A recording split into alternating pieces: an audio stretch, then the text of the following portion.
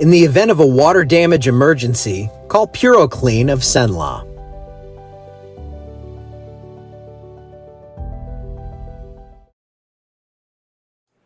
Hey everybody! Well, it's still I was adding a frame in really quickly because I was like I want to show everybody the pattern on the rainfall yesterday, and I gave it away there for about half a second. Okay, so this is the look out at the Rapides Regional Medical Center camera up the Red River, looking beautiful. Had some crazy views on this yesterday as the shelf cloud was approaching, coming in. We had some solid storms yesterday evening.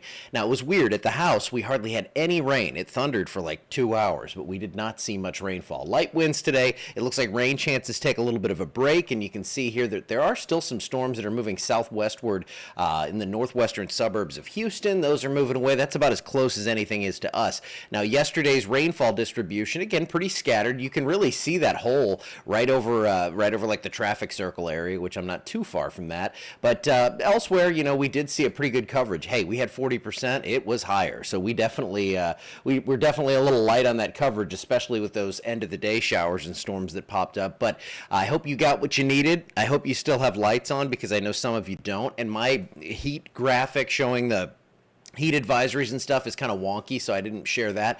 But we have 2,900 customers without power. We have heat advisories in effect. So if you are without power in these areas, I know sometimes you can still see me on the phone or whatever, but I would go ahead and try to get somewhere with a little cooling station, or go over to mom's house or something. See what you can do to get out of that heat, because today it's going to get up. I think the heat index gets up close to about 110 degrees. So you don't want to be stuck inside if at all possible. If you know someone who might be without power, go over and visit them, get them, say, get in the car, come with me, we're going to get in the AC. Mid-70s here in Alexandria. We did cool off after that storm, and we've kind of stayed a little cooler than we have been the last couple of days at this hour. For today, I think storms are going to stay mainly to our north. Now, you can see here that there is some action up north, and those thunderstorms are going to try to drop into our area. I think most of this stays away. If they do enter, it's going to be like later into the afternoon and evening, like after 6 o'clock.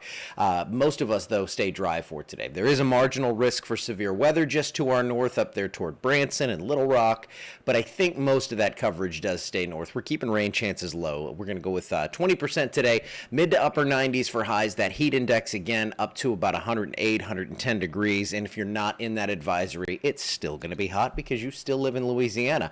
Now, through 5 o'clock, we don't have much going on here, and that's why we're going to get so hot. A couple of storms perhaps up in the Delta region, and then up to the north, we will get a few storms to pop up. And notice these are actually going to kind of hang around into the overnight hours, because there is a front that's pushing these southward. There's a little forcing associated with this, and that is going to help us sustain a few showers and storms after dark. Now, we have 2 areas of interest. Now, this is what's interesting about these areas of interest. This one, it's not going to develop for a while. If it does, 60% chance of development in the next 7 days, 10% in the next 2 days. Now, all indications lately here on the models are that this one stays east like Aaron, because Aaron has moved a little further west, and that's carved out a slower exit path. So again, this is one of the scenarios we talked about. I think this thing here is going to follow Aaron out to sea. That's my most likely scenario right now.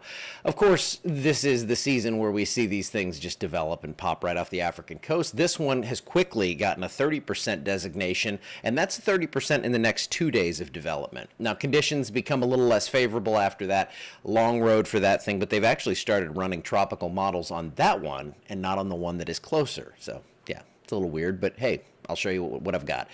This is Hurricane Aaron, looking a little worse for wear this morning. You can see that northwestern quadrant getting beaten up pretty good.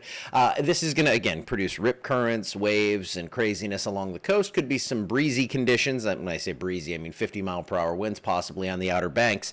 But it is going to stay out to sea. Right now, Category 2, so below major strength by 1 mile per hour. And there's that hook out to sea east of the Outer Banks, and that is going to be west of Bermuda. But it has pushed a little bit further west, again safely offshore, but it's still going to create some problems along the Atlantic seaboard. For us, again, there's that other disturbance out ahead of this, but this out here, they started running tropical models on it. So let's take a look at the spaghetti fest here. This one is, just going to kind of meander on toward the west. We'll see what happens here.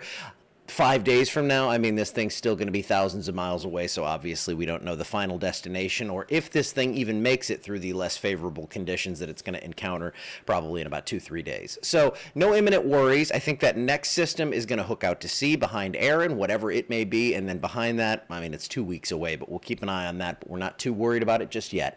Over the next 7 days, I think most of our rain falls tomorrow through Friday. You know, the distribution's wonky. Half an inch to a couple inches is possible each day. It just depends on where that lines up. And if you get 2 days in a row with big storms, hey, you could see 4 or 5 inches of rain out of this, as we have seen here in the recent weeks. 7-day forecast, Wednesday through Friday, that's your hot time for rain. Saturday, we start to transition out of that. And then for Sunday and Monday, it dries out. And for the first time in a while, I think we're actually going to see a dry stretch where we don't see much in the way of rain chances for several days toward the end of the month. Now, there's going to be a big trough up here. I looked 1st of September, Chicago, typically around 80 with a low of 60. If you're below that, you're talking some pretty refreshing stuff. Low to mid 70s, lows in the 40s and 50s. Looks like a cool down to our north, but of course we live down here where cold fronts, it's still really tough to get them all the way down here. And it looks like a pretty calm period here as that system to our north is going to actually funnel in some drier air down here, and we're going to keep rain chances low for the end of the month. Hopefully we'll keep tropical stuff out of the way as well, because that's going to be the big thing we're looking at here now. This is the kind of season where you get afternoon storms, you get tropical development. Now, in 6 weeks or so, we'll be talking about the jet stream dipping back down, wind shear increasing in the tropics, and the potential for severe weather and all that stuff. For now, it's pop-up storms and tropics for a few more weeks, and then we get into a more traditional meteorological forecasting scenario where I can actually say, hey, I think we're all going to get an inch or two. Not, you may get nothing, and you may get 5 inches of rain. 'Tis the season for that. I'm out of here for today. I'm going to go record my 24-hour channel hit and go print shirts. Probably until it's dark outside. That's what I do. All right, I'll see you back here tomorrow.